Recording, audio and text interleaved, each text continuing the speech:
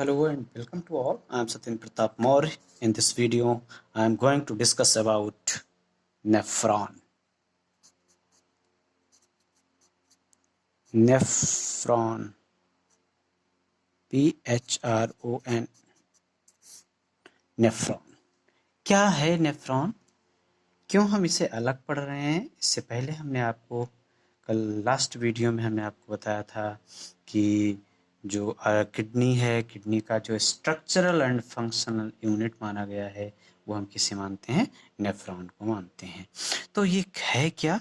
पहला पॉइंट यही, structural and functional unit of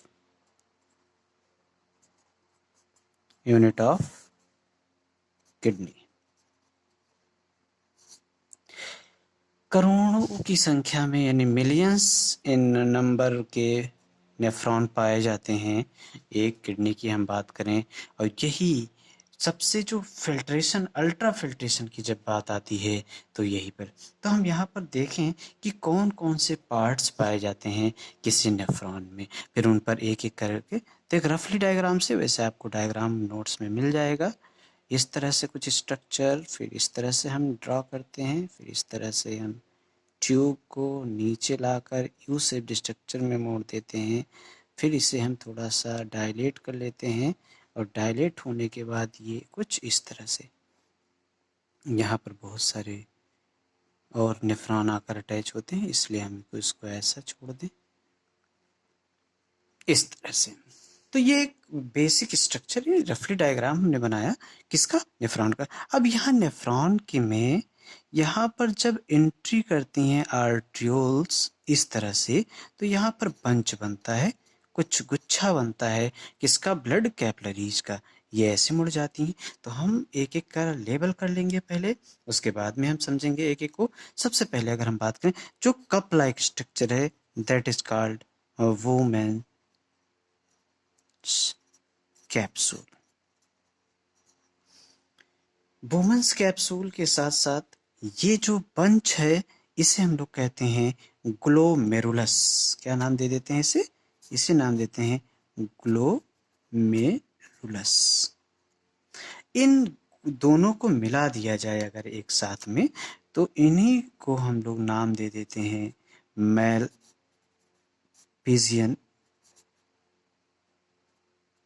tubule या मैलपिजियन बॉडी के नाम से भी जानते हैं। अब यहाँ पर एक बात ध्यान रखना है कि मैंने यहाँ तो दो नली बनाई है, एक से ब्लड एंटर करेगा और एक से ब्लड बाहर जाएगा आउटसाइड की तरफ, यानी वुमेन कैप्सूल से बाहर जाएगा। तो यहाँ जिससे ब्लड इंटर होता है इसे कहते हैं एफरेंट आर्टेरियोल। आर्टेरियोल क्यों कहा? क्योंकि आर्टरी का छोटा ही पार्ट है आर्टेरियोल। ये क्या है? इसे हम लोग कहते हैं इफरेंट आर्टेरियोल। ये वाला जो पार्ट है इसे हम लोग नाम दे देते हैं, यहाँ पर जैसे मैंने वुमेन्स कैप्सूल का, ऐसे इसको नाम देते हैं प्रॉक्सिमल कन्वोल्यूटेड ट्यूब्यूल। इसी को हम शॉर्ट में कहते हैं PCT। यहाँ पर दूसरा है, उसके बाद नीचे वाले पोर्शन पर हम आते हैं, इसका नाम जान लेते हैं। इसे हम कहते हैं लूप ऑफ हेनले। साइंटिस्ट हैं उनके नाम पर। अब ये जो लूप ऑफ हेनले है इसके दो पार्ट्स हो जाते हैं। कौन कौन से पार्ट्स? एक ये नीचे की तरफ आ रहा है तो इसे हम लोग descending limp of loop of Henle, limp of loop of Henle. इसी तरह से इसको हम लोग नाम दे देते हैं, दूसरा जो पार्ट होता है इसका, उसको हम लोग ascending limp of loop of Henle. उसके बाद में यहाँ पर ये वाला जो पार्ट होता है जिसे हम लोग कहते हैं डिस्टल कन्वोल्यूटेड ट्यूब्यूल,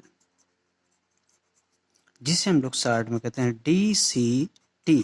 यहाँ पर हमने कहा PCT, यहाँ पर DCT, दोनों में डिफरेंसेस है रीअब्जॉर्प्शन की प्रोसेस, अल्ट्राफिल्ट्रेशन की प्रोसेस, और ये वाला जो पोर्शन है इसे हम लोग नाम दे देते हैं कलेक्टिंग डक्ट या कलेक्टिंग ट्यूब। इस तरह से ये आकर बहुत सारे नेफ्रॉन के अलग अलग पार्ट्स होते हैं। तो यहाँ पर समझना थोड़ा सा, nephron are made up of cluster of thin walled capillaries called glomerulus. तो ग्लोमेरुलस क्या है? ग्लो, सबसे पहले अगर हम बात करें कि ग्लोमेरुलस क्या है, तो ग्लोमेरुलस जो है वो क्या है? बंच ऑफ या क्लस्टर ऑफ कैपिलरीज। ये कैपिलरीज, तभी यहाँ पर मैंने लिखा आर्ट्रियोल, आर्ट्रियोल लिखा यानी आर्टरी से छोटी होती हैं, और यहीं पर ब्लड आता है, एफरेंट से ब्लड इंटर करता है, इफरेंट से। लेकिन ये ब्लड यहाँ पर एक बात ध्यान रखना, ये जो ट्यूब होती है ये इसके चारों तरफ कॉइल्ड स्ट्रक्चर बनाती है। इस तरह से कॉइल्ड स्ट्रक्चर बनाते हुए बाहर निकलती है, तब ब्लड को फिर रीनल वेन में जाने देती है। इसका कारण क्या है? इसका कारण है कि जो फिल्ट्रेशन हुआ है उसका रीएब्जॉर्प्शन यहाँ पर हो पाता है। आपके लिए बस इतना ही जरूरी है, with a cup like structure that is known as Bowman's capsule, या हम लोग इसे वुमेन्स बॉडी कह देते हैं, और दोनों को एक साथ मिला दिया जाए तो हम लोग उसे नाम दे देते हैं मेलपिजियन बॉडी या मेलपिजियन कैप्सूल। कैप्सूल भी कह देते हैं क्योंकि ये थोड़ा सिस्ट लाइक स्ट्रक्चर होता है, स्वेलन पार्ट होता है, इसलिए हम लोग उसे कैप्सूल नाम दे देते हैं। उसके बाद में renal artery brings oxygenated blood. अब यहाँ पर ध्यान रखना है एक बात, कंफ्यूज नहीं होना है। जब हम बात करते हैं रीनल आर्टरी की और बात हम कर लें एक बार रीनल वेन की, दोनों पर थोड़ी थोड़ी सी चर्चा करते हैं ये क्या है। तो ध्यान रखना, जब हम बात करते हैं कि आर्टरी में कैसा ब्लड होगा, ब्लड कैसा है इसमें? ब्लड इसमें ऑक्सीजनेटेड ब्लड है। ब्लड तो ऑक्सीजनेटेड है, लेकिन ध्यान रखना इसमें नाइट्रोजनस वेस्ट होंगे। किसके साथ? along with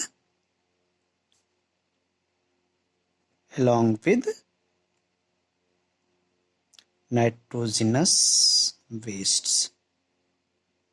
यानी अगर हम सीधे शब्द में कहें तो यहाँ पर ऑक्सीनेटेड ब्लड तो है, लेकिन ब्लड वो कैसा है? वो इम्प्योर ब्लड है, यानी उसमें इम्प्योरिटी डिसॉल्व है। तभी तो यहाँ पर फिल्ट्रेशन होगा, तभी तो यहाँ फिल्ट्रेशन की जरूरत पड़ी, तभी तो ये फिल्टर करेगा, और तब यहाँ पर फिल्टर होके आएगा तो कुछ चीज़ें रीअब्जॉर्ब हो जाती हैं पीसीटी में, कुछ चीज़ें रीअब्जॉर्ब होती हैं लूप ऑफ हैनले में, और कुछ चीज़ें रीअब्जॉर्ब हो जाती हैं डिजिटल कन्वोल्यूटेड, और यहीं पर सिक्रीशन होता है। तो यूरिन फॉर्मेशन का जो स्ट्रक्चर है वो हम लोग कल नेक्स्ट वीडियो में उसके बारे में बात करेंगे। अब दूसरा रीनल, तो यहाँ पर कंफ्यूज नहीं होना है। ब्लड अगर आपसे कोई पूछे ऑक्सीजनेटेड है डीऑक्सीजनेटेड है, तो आप बताओगे ब्लड ऑक्सीजनेटेड है, लेकिन उसमें प्योरिटी या इम्प्योरिटी की बात की जाए तो उसमें नाइट्रोजनस वेस्ट है, इसलिए वो इम्प्योर ब्लड है। यहाँ ऑक्सीनेशन डीऑक्सीनेशन ध्यान रखोगे, प्योरिटी इम्प्योरिटी ध्यान रखोगे, वो फिल्टर्ड हो जाता है।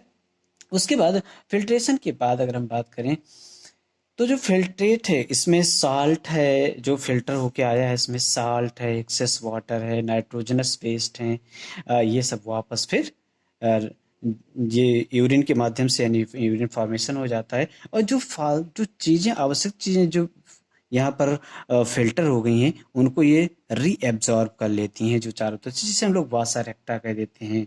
इसे हम लोग क्या कहते हैं? वासा रेक्टा के नाम से जानते हैं। किसका तो क्या है? एक कैपिलरीज ही तो है चारों तरफ से इससे घेरे हुई हैं। तो यहाँ पर नेफ्रॉन का फिगर कई बार आता है ड्रा करने के लिए कि नेफ्रॉन का एक वेल लेवल डायग्राम बनाइए, तो कन्फ्यूज़न होती है।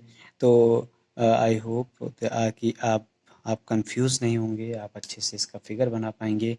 और बहुत सारे यहाँ पर नेफ्रॉन देखना है आपको। नेफ्रॉन के पार्ट्स में फिर एक बार बता रहा हूँ, ग्लोमेरुलस है, वुमेन्स कैप्सूल है, लूप ऑफ हैनले है, नीचे आ रहा है तो डिसेंडिंग होगा, ऊपर जा रहा है तो असेंडिंग होगा, और डिजिटल कन्वोल्यूटेड ट्यूब्यूल है जो हम लोग डीसीटी कहते हैं, ये जाके ओपन होता है कलेक्टिंग। यहाँ पर बहुत सारे नेफ्रॉन आकर ओपन होते हैं। अब यहाँ पर जो रीनल की बात हम कर रहे थे, ये जो रीनल वेन है यहाँ पर जो ब्लड होगा वो कैसा होगा?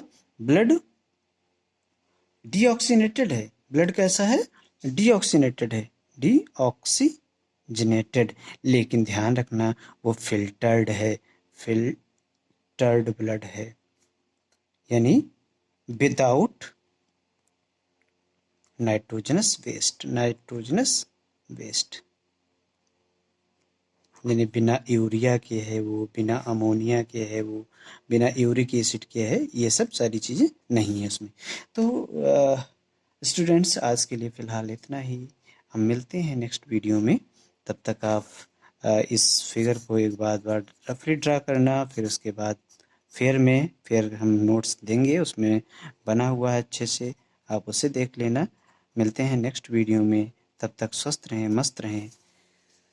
Thanks for watching the video. जय हिंद।